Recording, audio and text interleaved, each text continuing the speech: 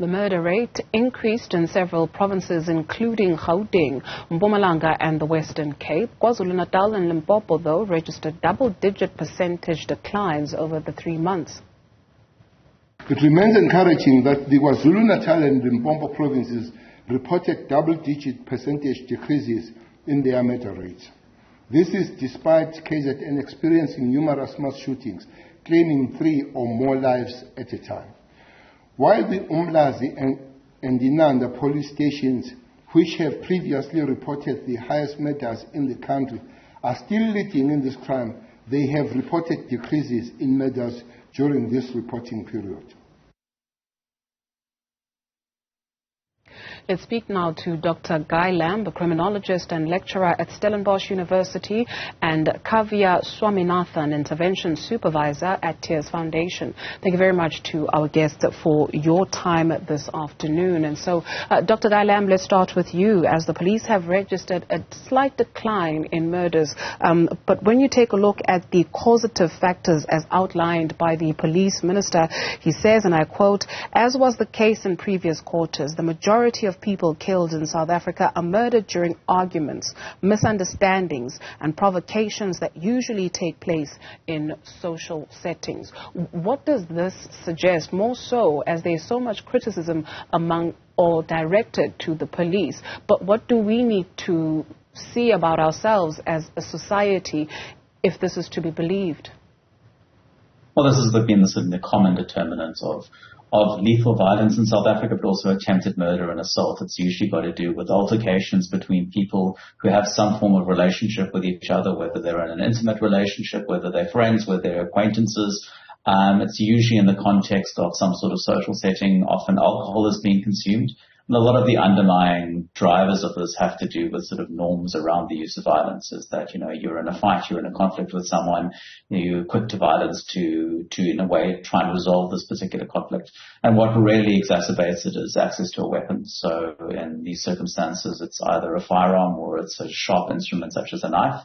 And also in many of these circumstances, alcohol is being consumed. And as a result, people's kind of control mechanisms, are down. They're a lot more prone to engaging in acts of aggression and violence in those circumstances, or provocation, particularly if you've got individuals who both are intoxicated. So it's been a common trend throughout. So nothing new in these crime stats around what's driving crime or keeping crime at elevated levels.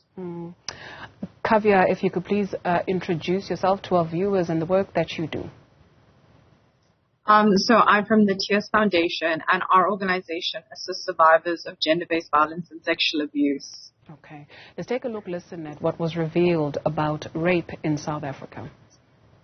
Starting with the rapes, there were 10,516 rapes that had been reported to the police. This is a reduction of 74 counts less.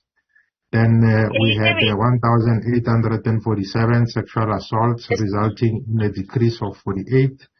We had an increase in attempted sexual offenses, whereby we had 23 more, that is from 536 in the previous comparable quarter to 559. When you hear that, ma'am, over 10,000 rape incidents and that the assault cases are not also getting any better, what does it tell us? More so, as Dr. Guy Lamb has pointed out, which is something that the police have again pointed out, that this happens mostly between people that actually know each other in space, in your own space, rather. What do we seem to not be getting right? I think a big issue with sexual assault is that people like to other it. So people like to say either it's something that happens to other people or it's not something that can happen to me. But actually, more often than not, like you said, and everyone has pointed out, the perpetrators are close to home. They're people with access to people. And so much plays a part in that. I mean, we live in a patriarchal society. Men have a higher standing, and that just gets perpetuated. We have encouraged a cycle of violence. Kids see their parents fight, which just creates a picture of normal to them. So we just really, like I said, perpetuated this idea that people can take advantage of other people. And the lack of police presence has set a precedent that they can do what they want to get away with it.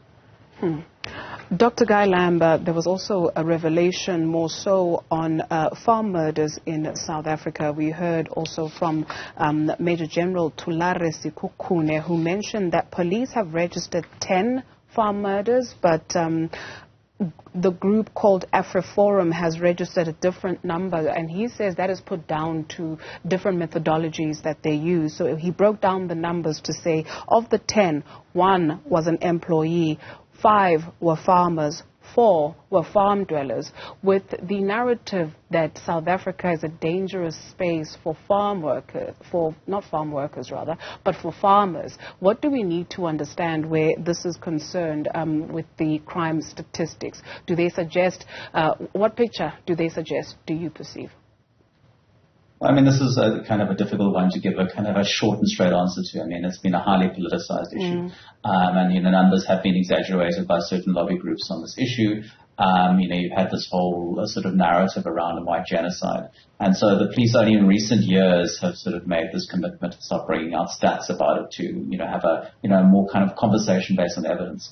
So, I mean, farmers live in very vulnerable spaces. And of course, it does vary from community to community. And, farmers are targeted for robberies on a fairly regular basis because there are valuable resources to be acquired by criminal groups. We do tend to see criminal groups moving from cities back to rural areas when they get into trouble in cities and hence target farmers. But of course, there are certain farms that, are more targeted or more vulnerable than others.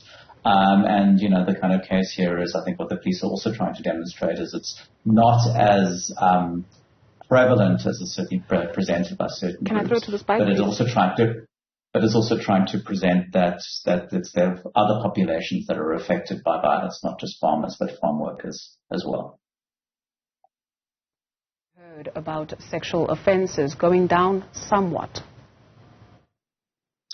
Offences have decreased by 35.9% between July and September this year. SAPS continue to collaborate with social partners to eradicate the scourge of GBVF and educate communities on the matter. As part of some of the crime prevention programs carried out by the police service, dialogues in various communities targeting men who are largely GBVF perpetrators are taking place. Kavya, does that or do the statistics reflect what it is that you are seeing from the work that you do on the ground where this is concerned? Gender-based violence and sexual abuse is such an underreported crime in general when it comes to women, especially when it comes to men. Whenever I see a stat about rape statistics in South Africa, I always say times it by 10, times it by 20, times it by 50, and we actually never get to a correct number. If I think about the clients that I work with, one of the first questions we ask is, have you reported this to the police? Or would you like to report this to the police? And most of the time the answer is no. People don't want to engage with the police when it comes to these issues. Either they feel like a lot of shame and stigma goes on with what happened to them, or they just feel like it's a pointless endeavor, or a lot of the times our clients feel re-victimized by going to the police station. So I always take sexual assault statistics with a very big heap of salt, but it is something to really think about. Dr. Lam, then you have Operation Chanela, which has allegedly over the past 6 months more so, we heard from the security cluster saying that there's been over 200,000 arrests. Now, who is going to investigate those cases? Because as we understand it, there's a shortage of investigative detectives in South Africa. Well, I mean, that's a very good question because, I mean, that we have a huge number of arrests. We have, I think, in the last period where they counted was about 1.5 million arrests, for example, but very few of those cases actually go to court. I mean, if we look at murders, for example, sort of in a year, it's about 67,000 murders each year, and only about sort of 10 to 12% of that actually end up in court. So the kind of investigation on, a number of these cases just doesn't really happen. The police don't necessarily have the time. Cases don't necessarily get taken to the sort of next level, end up in court, because often the MPA will decide that there's insufficient evidence. They don't have testimony. They don't have, the evidence in the police docket. They don't have enough evidence to take it to court to secure a conviction. So many of these cases don't end up in court. And as a result, we often see this culture of impunity setting in. And I think that's part of the problem we have in South Africa is not only the sort of these cultures of entitlement that come with patriarchy, but also the sense of around, well, I'll get away with it, so I can just keep on doing it. Just before we close, ma'am, let me ask you this, because the police minister says the historic DNA backlog, which was standing at over 240,000 2 years ago, has now been cleared. Again, is this something that you can maybe corroborate based on the work that you do on the ground? There is definitely still a backlog, or if there isn't a backlog, I don't know where the test results have gotten. There are tons of clients who have reached out to us, and so many instances of cases being closed, withdrawn, put as a cold case or on hold because they're waiting on DNA evidence. So definitely that's still an issue, a big issue. Thank you so much to both our guests for your contribution this afternoon. Dr. Guy Lamb is a criminologist and lecturer at Stellenbosch University, and Kavya Swaminathan is intervention supervisor at TERS Foundation.